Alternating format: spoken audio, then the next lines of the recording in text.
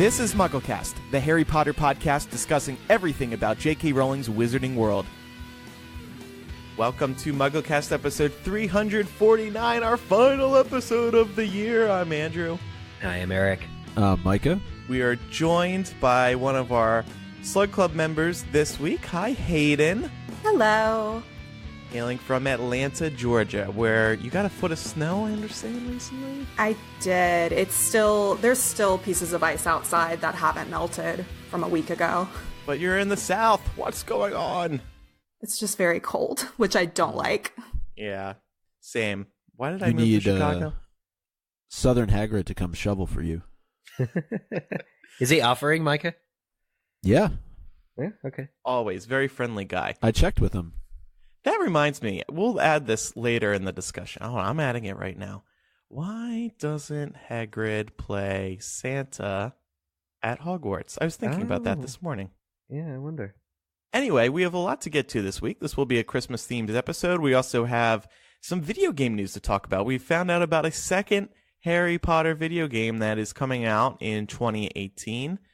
We'll also look ahead to 2018, see what we Harry Potter fans have to look forward to, because it seems like every year now there's plenty of stuff to look forward to. So lots to do today. But first, let's get your fandom ID, Hayden. What's your favorite Harry Potter book and movie? Favorite book would be the fourth one. I just like the storytelling in that one. And then favorite movie, it has to be the first one. It's just the most magical of them all. What's your Hogwarts house? That's a bit conflicted because when I first took the Pottermore quiz, I had always self-identified as Ravenclaw. And when I first took the Pottermore quiz, it was like, oh yeah, you're a Ravenclaw. It's like, cool. And then they revamped it and I retook it. And then I retook it 3 times. And all 3 times it said I was a Gryffindor. Oh. So I don't know what to think anymore. Oh, Gryffindor. No. But like, what house merchandise do you have? What I have is Ravenclaw just because I had bought a lot of it early on. So Yeah. Okay, good. How about your Ilvermorny house? Horned Serpent, which kind of matches up with Ravenclaw, which is, I'm like, Yeah. that second one, I don't know about the Gryffindor. Yeah. What's your favorite Fantastic Beasts character? Jacob, by far. Aw. And finally, since this is our holiday episode, any Harry Potter gifts on your wish list this Christmas? Only the illustrated edition, the 3rd book. I haven't gotten it yet, so I figured I'd just ask for it for Christmas. Okay, cool. And speaking of Christmas, I know you're like literally facing your Christmas tree, aren't you? To Yes, I am. Ethernet. Thank you. The things we do for podcasting. Anyway, it's good to have you on. Thanks for your support over on Patreon. And yeah, we'll have a fun time today. Speaking of fun, what's this news story, Micah? You wanted to talk about this to kick off the show. Yeah, I just happened to see this yesterday as I was looking through news for the show, and I found out that J.K. Rowling was doing a bit of responding on Twitter, debunking myths about writing, and she actually let the world know how she came about with all the Hogwarts houses. And she said, the best thing that I ever wrote was on an airplane sick bag. Came up with the Hogwarts houses on it.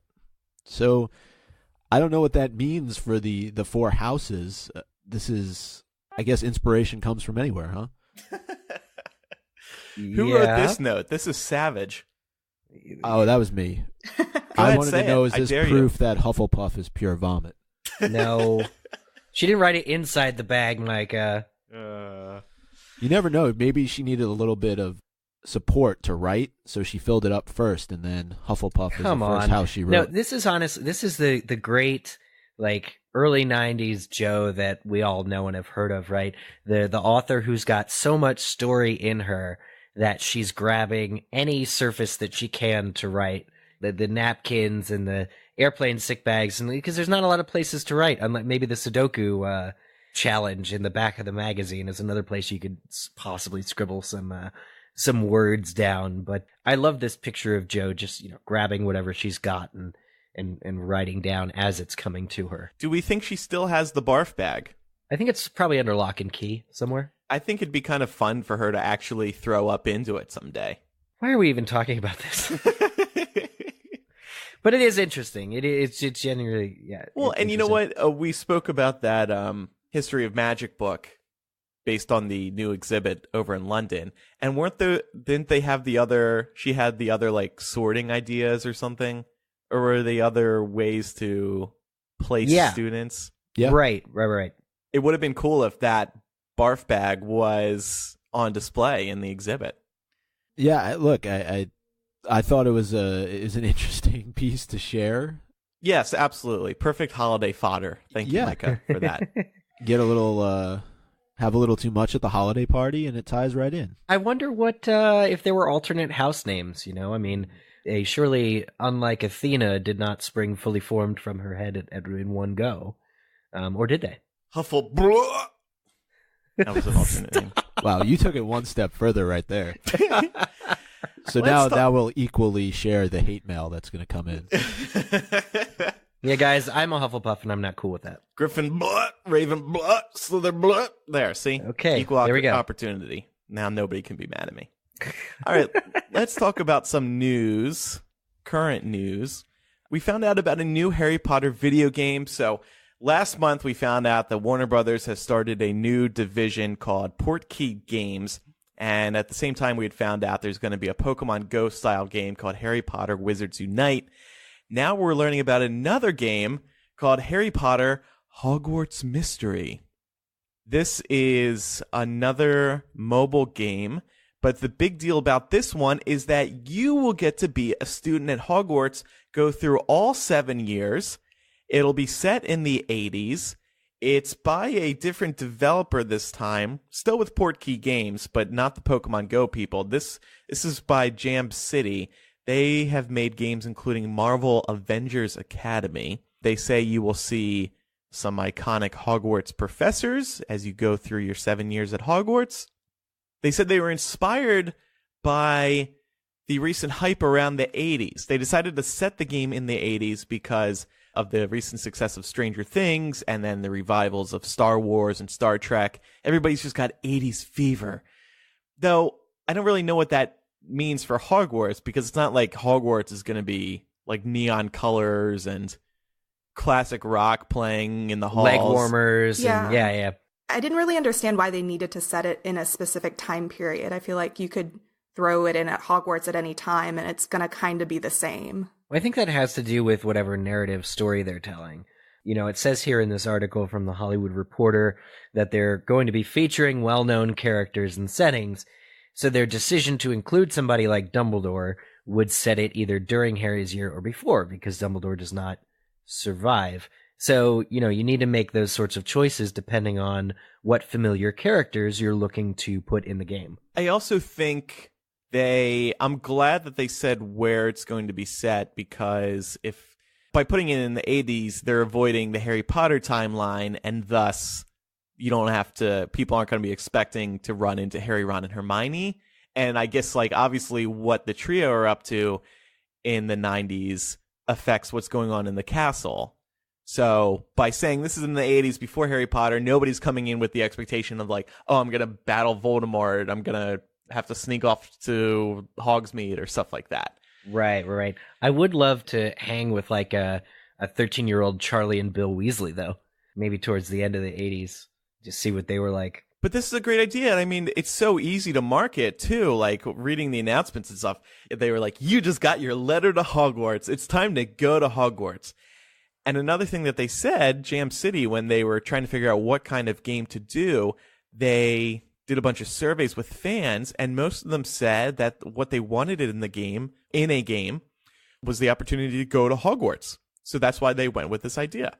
Yeah, I mean, this is I've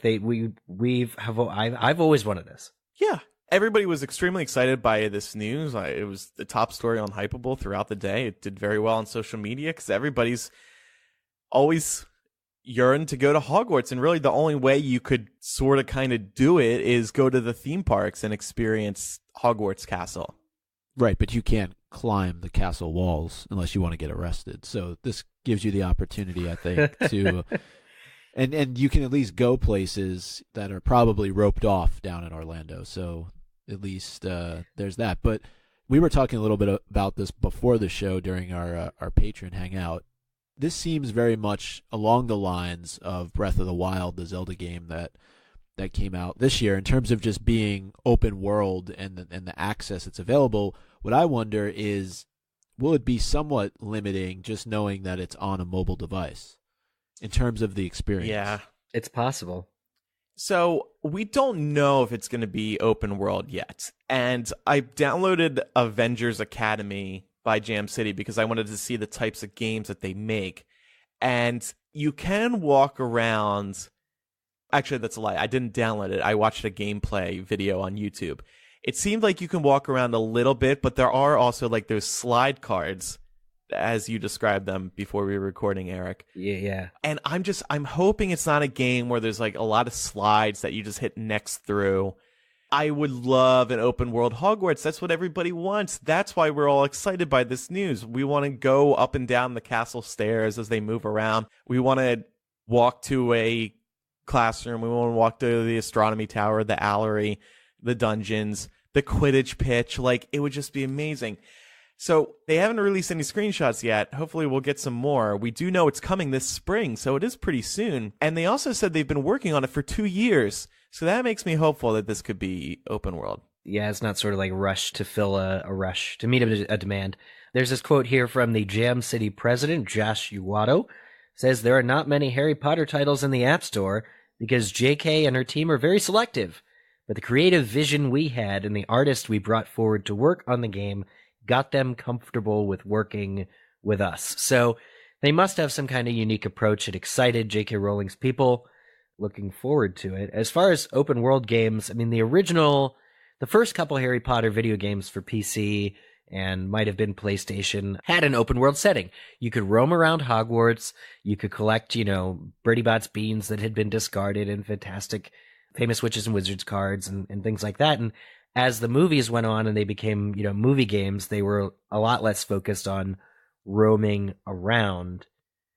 But as recently as Pottermore at PlayStation Home, which was a really nice... Did you guys ever get in on that? No. No. That was free roaming and 3D. I mean, but it was very limited to like the Charms Classroom or Diagon Alley but it was very much like you had an avatar and you could roam around.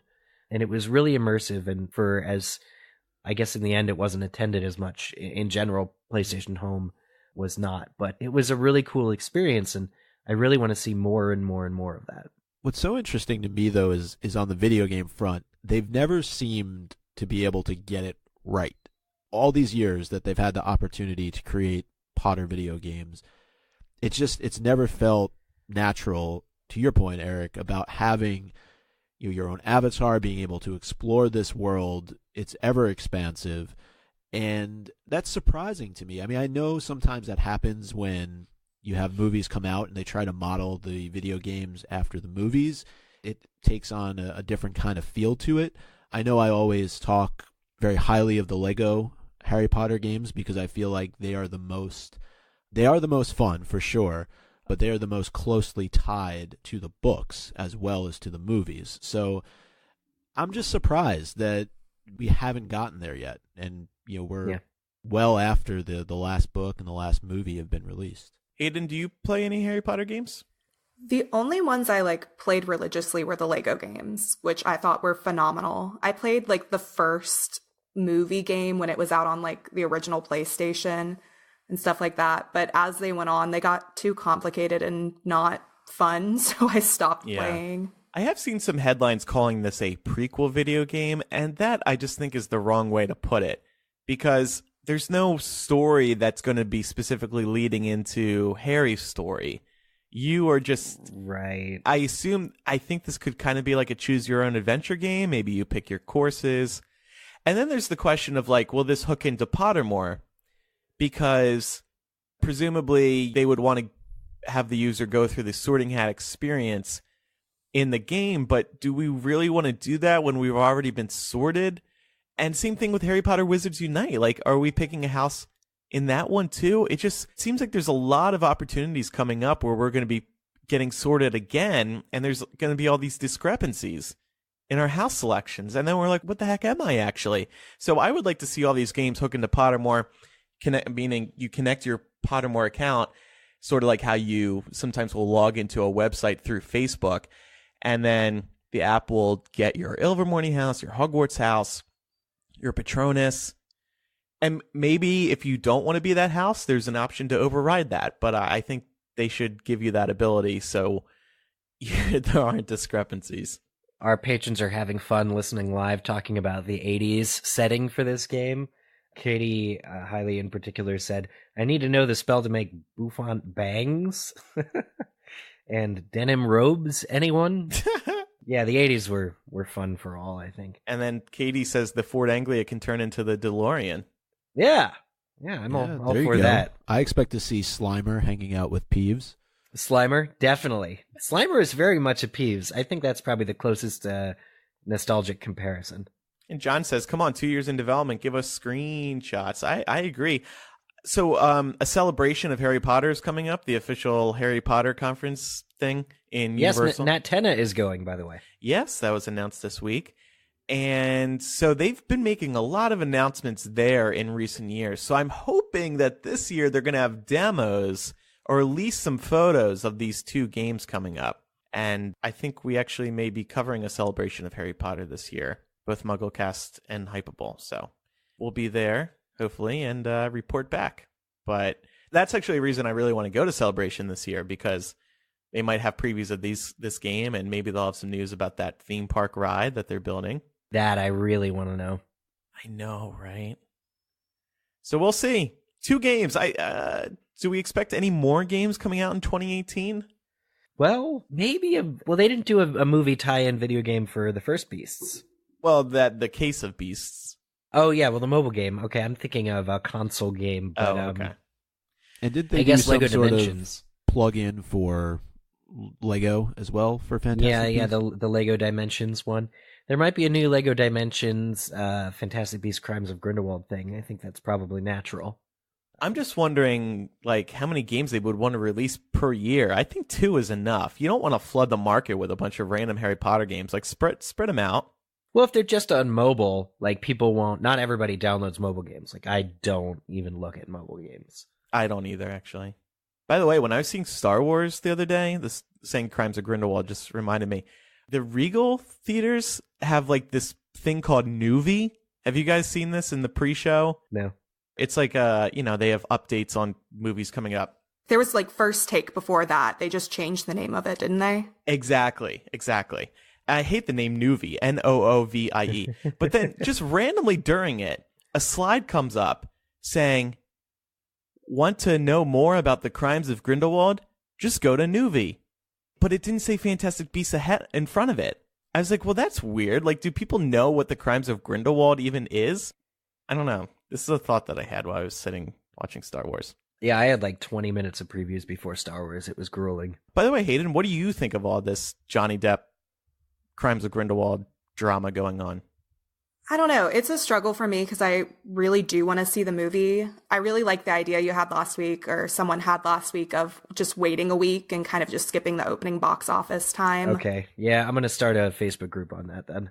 Yeah. I don't know. It's a bit of a struggle just because they did end it civilly. And then Amber Heard came back and tweeted something about it saying, don't forget, just because it's settled doesn't kind of mean it's over. Or look at the terms of what we said. Right. She wasn't happy that Warner Brothers didn't share the full legal statement. She had posted the full thing on Instagram. Okay. So yeah, you were bothered by it too, it seems. Yeah. Well, speaking of Fantastic Beasts, we did get some interesting news. Good news for Eric, and I think we were kind of touching on this a little bit in a recent episode.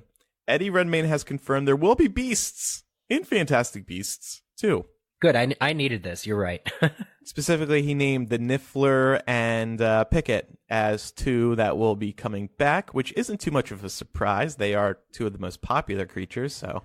But then they also teased that a new Chinese creature is going to be in this one. They didn't say what, but then I was Googling to try to find some hints, and apparently at the Chinese premiere or some Chinese event around the first Fantastic Beasts movie, they did announce to the audience that there would be a Chinese creature in the sequel, and that got a lot of applause. We don't really know much about any Chinese creatures other than the Chinese fireball. Ooh. Sorry, that was my Thank you, Micah. That was the obligatory ooh. So we'll just have to wait and see what it ends up being. There's this list of beasts here. Did you do this research, Micah? I did a little bit of research. Yeah, I opened up the Fantastic Beasts Illustrated Edition, which is still drying out. The only version of that book that you've read, we found out. Yeah, exactly. So one thing I just wanted to go back to, though, first, before we jump into maybe trying to figure out what creature it could be, was a statement by David Heyman, because it relates to beasts and the role that they're going to play in the next movie. He said there are as many beasts in the film as in the first, so that is a good thing. But the main driver in the first film was finding the beasts. That's not the driver in this film. It's not a central part of the plot. But the beasts feature in the film and feature strongly. I'm okay with that, I think. Yeah.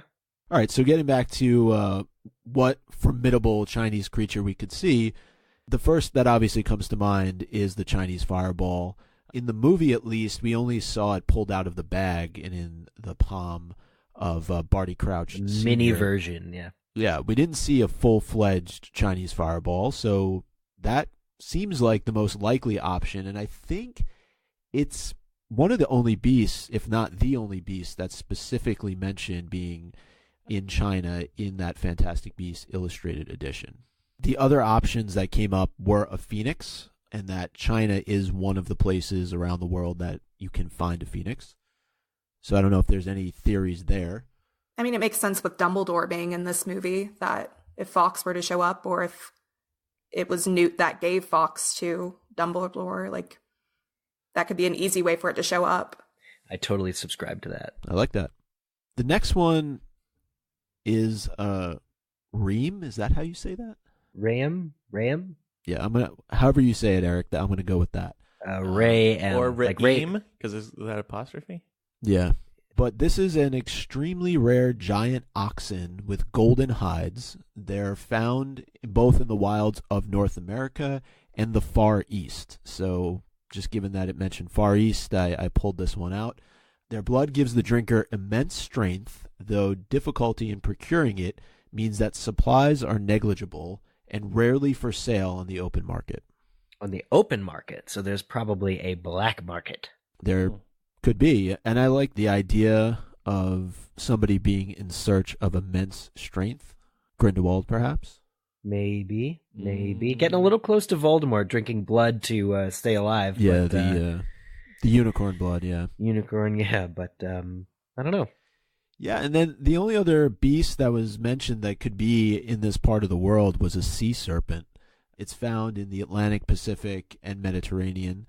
They're alarming in appearance, but they generally don't attack humans. So that would lead me to believe that unless they take a different spin on it in the movie, that formidable at least gives me the sense that they're going to try to attack in some way.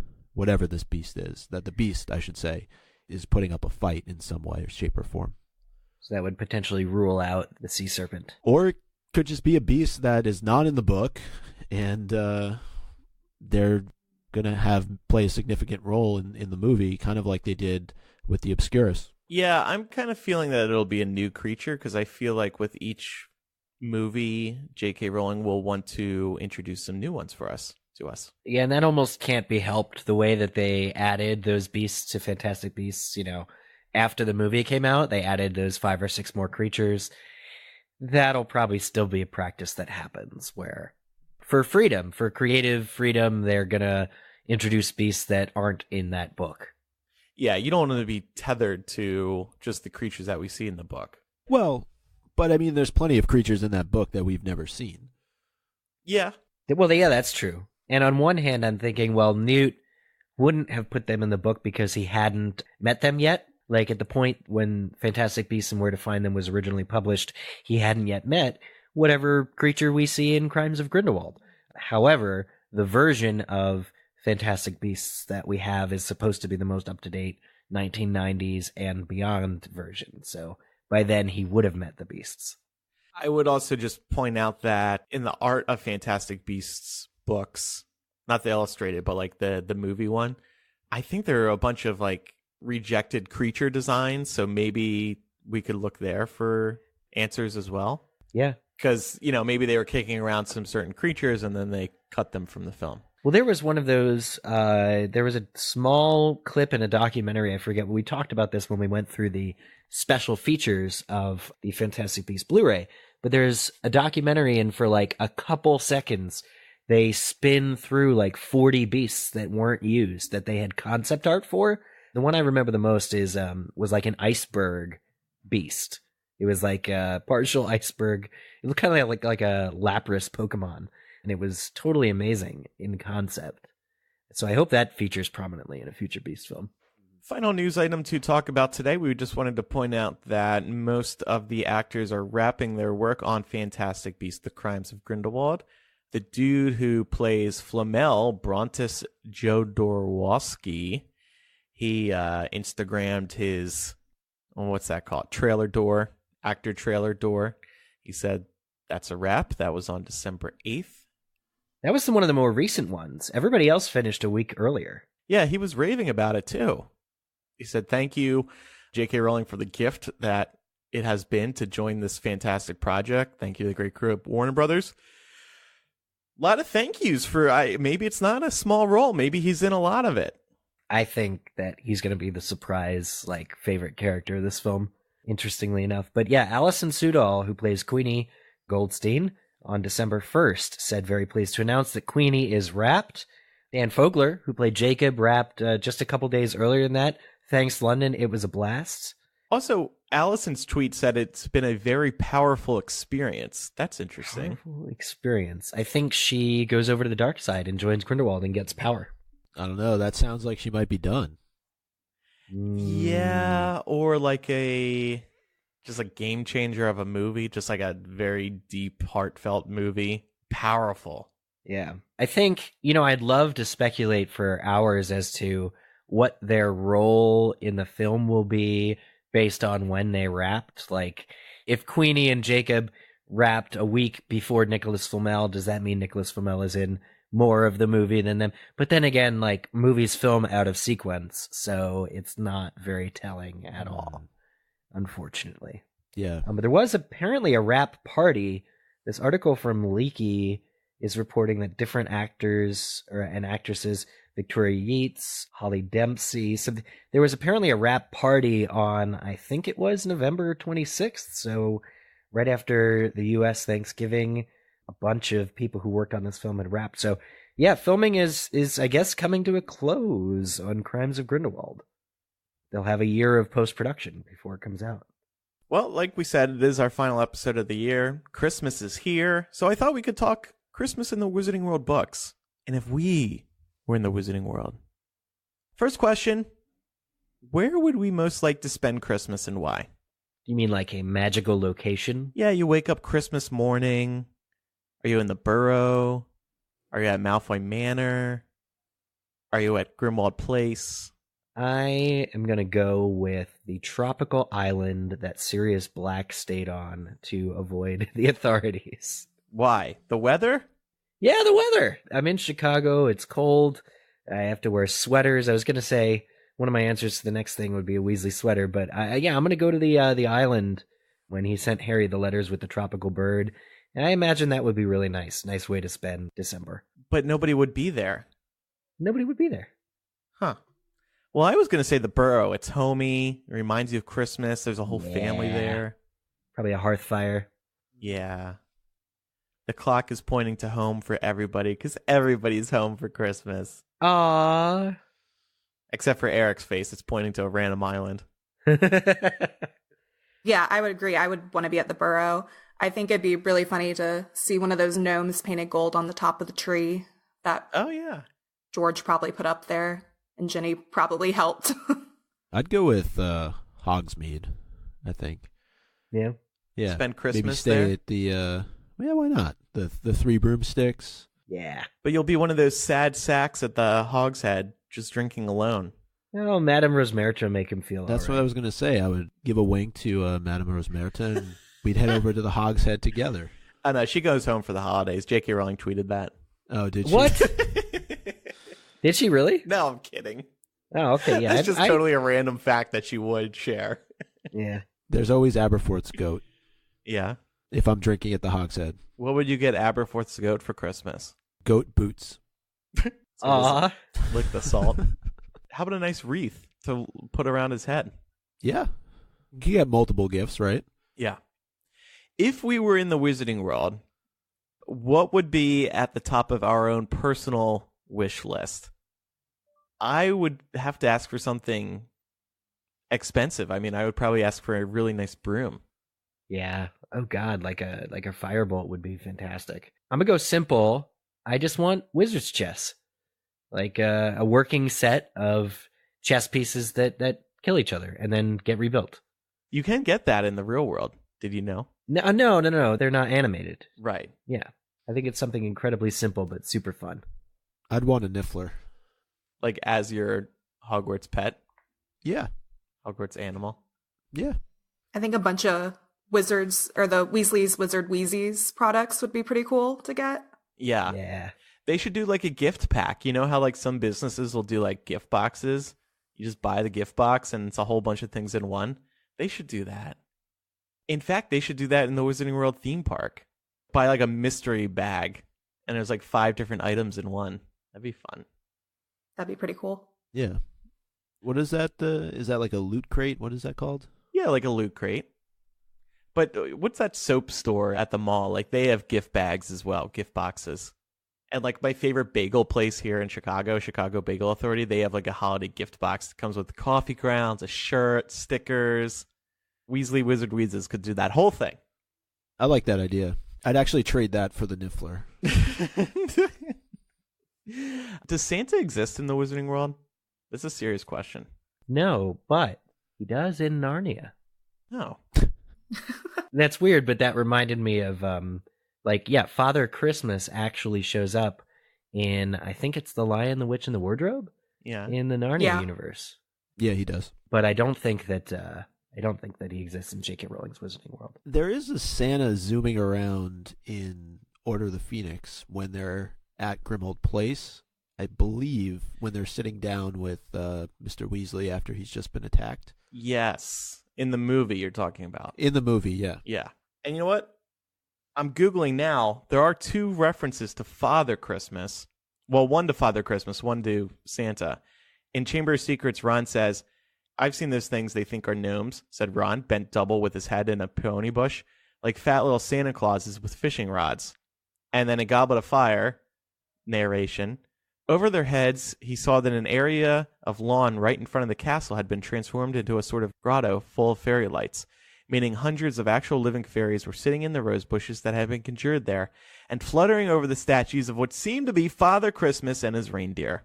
Why call him Father Christmas, though? Call him Santa. I think it's a British thing. Yeah. Oh. Hi, I'm American. Well, yeah, like that quote in the UK version where he says, "I've seen those things muggles think are gnomes."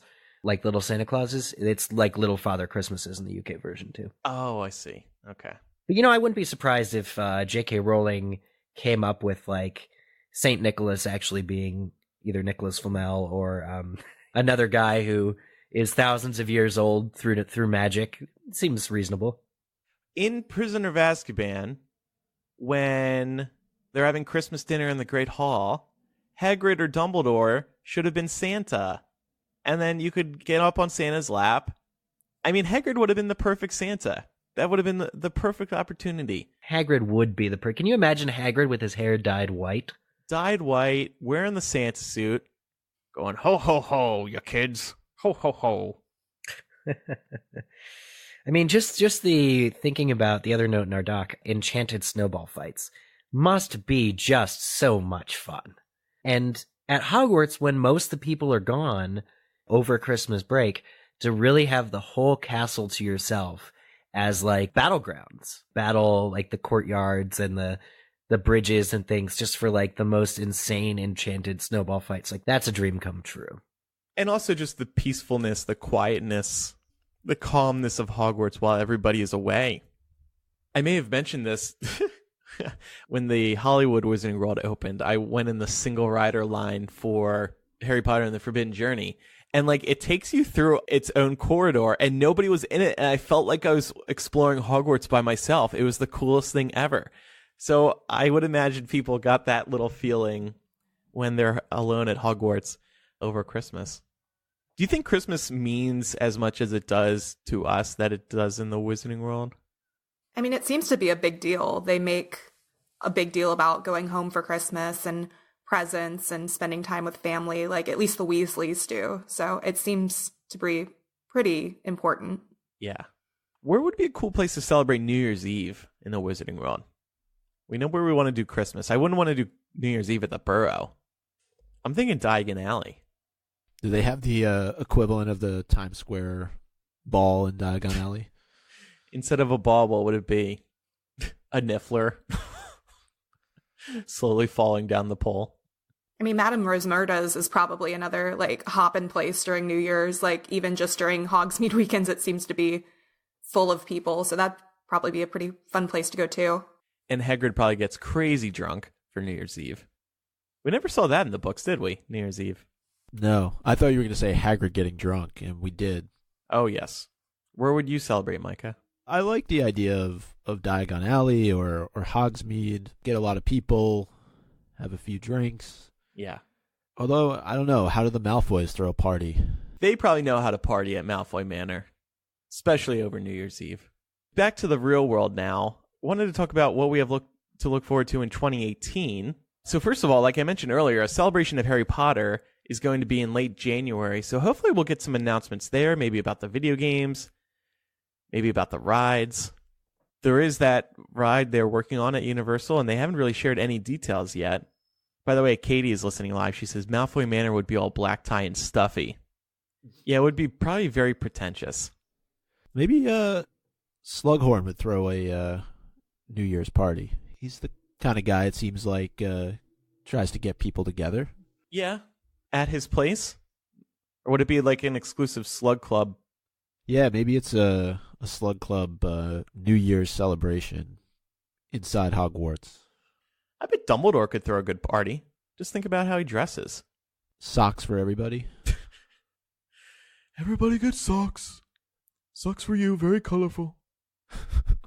Okay, so anyway, also, I mean, I think one of the biggest things coming in 2018 is Cursed Child opening on Broadway. That, for Americans, is a big deal because most Americans have only been able to read, and most people around the world have only been able to read the script book.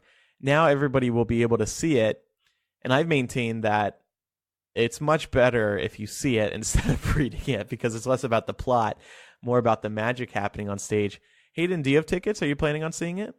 I don't. I'm a little indifferent to The Cursed Child just because I did not like the plot. Like, I'm sure I would appreciate the actual theater of it, but like, I'm even going to England next May and have not even bothered to look for tickets because it's not even at the top of my priority list. What are you doing? Are you doing anything else Harry Potter over there? Yeah, I'm going to go to the studio tour and probably will go to the library display and then go to that shop, the woman who created all the props and stuff. Oh, okay. Mina Lima. Yes, her. And go see that stuff. And him. There are two of them. Yeah. Cool. Well, you'll be right next to the Cursed Child when you go to Mina Lima, so you can at least just pop around the corner and take a picture out front. Yeah, that's probably about all I'll do. Yeah. And then, of course, the big thing, last big thing Harry Potter related will be Fantastic Beasts: The Crimes of Grindelwald. Everybody knows that. I think it's pretty remarkable that we made it through this entire year, which is quote-unquote an off year, with so much to talk about here on MuggleCast. I mean, there was really stuff for us to talk about every single week. Yep. I think we owe it a lot to those illustrated editions and anniversary editions, and they're going to keep coming next year, I'm sure. We'll probably get, at least if we stay on track, the illustrated edition of Goblet of Fire, right? Yeah, and J.K. Rowling, of course, had a bunch of stuff to say. We were slowly learning things about Fantastic Beasts 2, theme park news. There's been a variety of things. Yeah. It's always interesting to go and take a look back and see all of the news that happened throughout the course of the year. You always forget how much happens in the course of a year. We've had near weekly episodes, the entire thing, the entire run of it. Yeah, I'm going to ask a dumb question. Did weekly episodes start this year or last year? I forget. It all blends together. I know we hit the goal like right when I was about to go on a flight. That's all I remember, though. But it's been a really good year for us. Like, it's been a lot of fun. And I remember the character discussions for Fantastic Beasts after we got the Blu-rays, and it's been a wild ride. Yeah. The commentary. But one other thing to mention worth looking forward to in 2018, if you are a fan of the Corman Strike series by J.K. Rowling or Robert Galbraith, Lethal White is coming out in 2018. I don't think there's a publication date. Yeah. I would assume it's coming out. I feel like she announced the title a very long time ago now. Obviously, she's been busy with Fantastic Beasts 2 and writing the script for that. But yeah, I would anticipate that this book will be released in 2018. Or maybe another book altogether. The one about the bunny named Bunny, right? Or the rabbit named Rabbit. What was it? Something like that. I don't know, but something written on a barf bag will be arriving in 2018. Quidditch Through the Ages, the illustrated edition. Well, yeah, and then, of course, we will also get to look forward to, or maybe not look forward to, spin-off books related to the Crimes of Grindelwald. Presumably, they will do the script book again. That seemed to be very popular last year. In hindsight, I didn't really love it as much as I thought I would. It didn't, provide us with many more details. We did get some interesting little tidbits. Remember, we found out for sure that one character had died. But overall, it wasn't, super interesting to read. No, I mean, they cheated, right? It's the script of the final finished film. So it doesn't include any of the, working draft sort of things that even deleted scenes that made the cut weren't in that script. So yeah, I didn't like it at all. The only thing we could glean was in the stage direction type stuff, right? So no good. No me gusta. So what is the guess for when we will receive the first trailer for Fantastic Beasts 2? If we had to Star Wars. Aquaman. Maybe Infinity War? Yeah. Yeah, that's May, though. I mean, that's a long time, but I would have maybe a second trailer by then, I would say. Maybe a trailer in January, February. Maybe in February with the release of 50 Shades Freed, the final movie in the E.L. James hit series 50 Shades of Grey. Do they promise? That's the last one? I think so. They're not splitting the final book into two. I know that. No, but they're now those books that go from Mr. Grey's perspective. Yes. The Midnight Sun version of the 50 Shades. Yeah. Well, if you want to go along with the Marvel theory, maybe a big Marvel movie, Black Panther comes out in February, mid-February, so that could be a good time to release it. How about Ant-Man and the Wasp? Is that coming out this year? Maybe with Jurassic World. I mean, that's probably going to be a giant movie, but that's not till June. A lot of big movies coming out this year. Let me see. They're filming. Filming concluded last month. Oh, July 6th next year. So who knows, Micah? Who knows? What's your prediction? I'm going to go with January 15th. Wow, very specific. Very specific. Yeah. I don't know why it would be January 15th, but okay. All right, to wrap up the show today, let's do some Quizzitch, Eric. Yay. So, our guest from last week, Danya, is the winner of last week's Quizzitch. As promised, she wrote in as soon as we permitted her to do so with the answer to this question, which is, what is the name of Hogwarts Professor Severus Snape in the French translation of the Harry Potter books? And it turns out he is known as Professor Severus Rogue. That is so badass. Isn't that? I want to be called Andrew Rogue. How do you spell that? Rogue. Like a rogue agent. Somebody who goes off on their own. Isn't that a little telling, though? Is alone. Isn't that a little bit telling? Maybe. I think, rogue in French probably just means loner or something. French people who know it better than I do can write in. Right. It might not mean what it means over here. But that stood out when I was coming out with the Quizzitch questions. So super cool. Super cool. And this week's Quizzitch question is, I promise I know the answer to this one by heart. So math and numbers people might be like, oh, it's an arbitrary number. But I remember this for some stupid reason. So it's Quizzitch. How many pages are there in the U.S. hardcover edition of Harry Potter and the Goblet of Fire? Do you guys know this answer? No. Well, oh man, I'm going to say 680. That's Half-Blood Prince, actually. 684, I think. Oh, wow. I don't know. I was going to say about like 525 or somewhere around there. Okay. Half-Blood Goblet of Prince Fire. hardback page count. That's 600? I think so. Oh, you're right. Yeah. Oh, wait, no, that's paperback. What do you think? What's your guess, Micah? This is Goblet of Fire. Mm-hmm. Goblet of Fire. Oh, I should say U.S. edition. Sorry. The U.K. have fewer pages. So Half-Blood Prince, for instance, U.S. has 652, but the British is only 607 and 542 on paperback. I thought it was over 700, but maybe I'm wrong. No, that would be right because Goblet of Fire is the longest, isn't it? No, Order is the longest. Oh. I'm going to go with So 707. anyway, everybody, Mike is 707. the warmest so far. So everybody submit your Quizzitch answers. Tweet at us at MuggleCast and say, my answer for this week's Quizzitch is blank. Once again, the question, how many pages in the U.S. hardcover edition of Harry Potter and the Goblet of Fire? And I'm referring to numbered pages, not like if you count the pages without the page numbers on them and then say, actually, okay. We figured. Half-Blood Prince hardback, by the way, is 672 in the U.S. I just looked on Amazon. 672. Oh, not 684, whatever I said. Yeah, well, I don't know. Maybe Amazon's wrong. No, I think you're right. By the way, James says that March this year was when we started weekly episodes. So thank you, James, for checking. Thank you, James, for looking that up. I can't believe it was this year. Yeah. And speaking of books, it just reminded me that when I was on the train going to see Star Wars, keeps coming up today, a mom pulls out her copy of Deathly Hallows. And I'm like, oh, she's reading Deathly Hallows on the train. That's nice. But then she pulls it up. She pulls it open. She starts reading it to her kid out loud on the train. I was like, oh, so I paused my music and I was listening to her read. They were towards the end. It was really cute. The kid was just like staring out the window, listening to his mom read the book. But also it was like, it's a train. Maybe don't do that out loud. But it was still touching. You tweeted about that. I was like, what is Andrew's problem about this? Was it spoilers? Were you worried about spoilers? I was. It's been like 10 years. It's not proper train etiquette. That's what Andrew's getting at. I'm more annoyed by people who bring food on the train in Chicago than people who read books. Or people who just watch videos on their phone and think that nobody else can hear what they're listening to.